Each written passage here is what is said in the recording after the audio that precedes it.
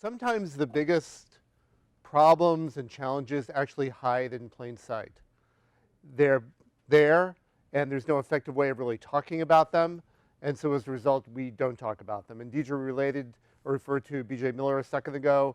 I've known B.J. for a number of years. He did our work a couple of years ago, and he's quoted in the book actually as saying, I never would have thought, as Deidre said, I never would have thought the decision-making was our key problem, because if you go to executive directors and you say, what's your top 10 problems, decision-making will never hit that list. Because what they think about their decision-making is baked into how their organization works, and they don't think about it. It's sort of like the Matrix. Which pill should I take? Should I take the blue pill or the red pill? Is it blue or red? I don't know. Anyway, but what we're going to do is offer you an opportunity to look at these challenges and these issues in a different way. And that's going to give you the opportunity to look at your thoughts, your perspectives, and your styles about decision making. So we ask these questions. Wouldn't your job be more productive if you knew who in your organization was making what decisions and you actually trusted them to do that? How about this one? Wouldn't your day be easier if you had time to focus on the really important decisions that would advance your organization rather than the 300 other decisions that other people would like you to make? And then finally, wouldn't life be easier if you knew what decisions you were going to make and which your board would make? So it's getting to that level of granularity, which is what we're about here today and what we're going to expose you to. So we did a survey in 2014, and here's what some people had to say about decision making in their environment. Take a look at this and read it, and nod your head if you think any of this sounds familiar to you. Because we see these issues all the time, particularly this one. This is the one.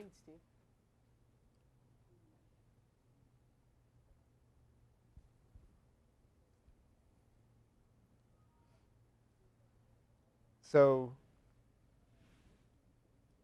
does it sound familiar?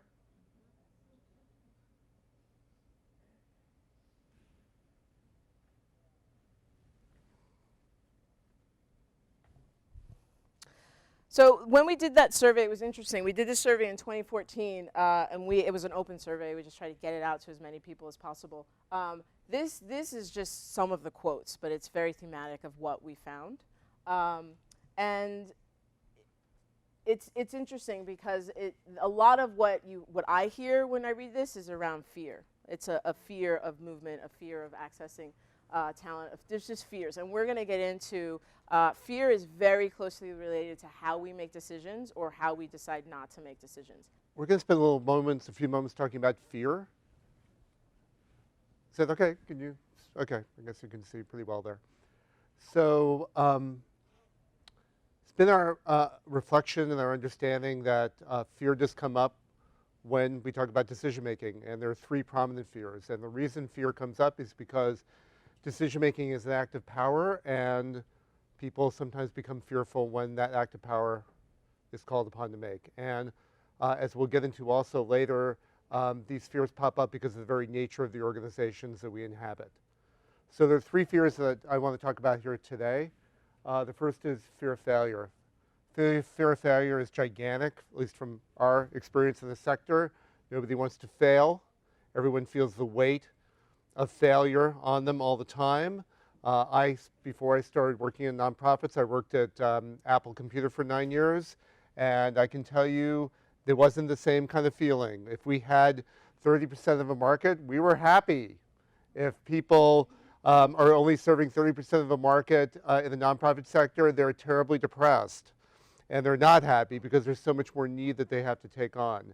And so fear of failure is very prevalent in this environment, and this fear of failure tends to, as we'll get into a little bit later, kind of skew our decision making. The second fear is fear of conflict. Fear of conflict is very prevalent in the sector. People like to say that we're all in this together, as we'll talk about in a little bit, that we have to be nice to each other. We do not want to be in conflict. People spend a great deal of time trying to avoid conflict. Ever happened to you? And conflict can be handled more proactively, and we don't have to be afraid of conflict. And the third is fear of rejection. These organizations often take on a familial kind of feel, and nobody wants to be outside the circle of trust, as Robert De Niro said in that movie that I can't remember, but it's all true. Nobody wants to be outside of the circle of trust. Nobody wants to be out of that familial circle. Nobody wants to be outside of that norm. And so we see these fears all the time in our work: failure, conflict, rejection, and people don't want to talk about them, but they exist. It's sort of like we're breathing now, and we're breathing oxygen, and it's sort of like to say, oh no, we're not really breathing oxygen. No, yes we are. We are breathing oxygen, and these fears exist in our environments, and we don't have really a productive and engaged way of talking about them. Another key influencer that actually is directly related to fear is transparency and decision making, right? So, the higher level of fear, the lower level of transparency in an organization. And so I think currently almost, if I threw a number out there, probably 70% of all organizations are using some sort of iceberg analogy these days. I want to say I feel like Steve and I started using it first years and years I think ago. we did, definitely. Absolutely. But we're so small, nobody knew it.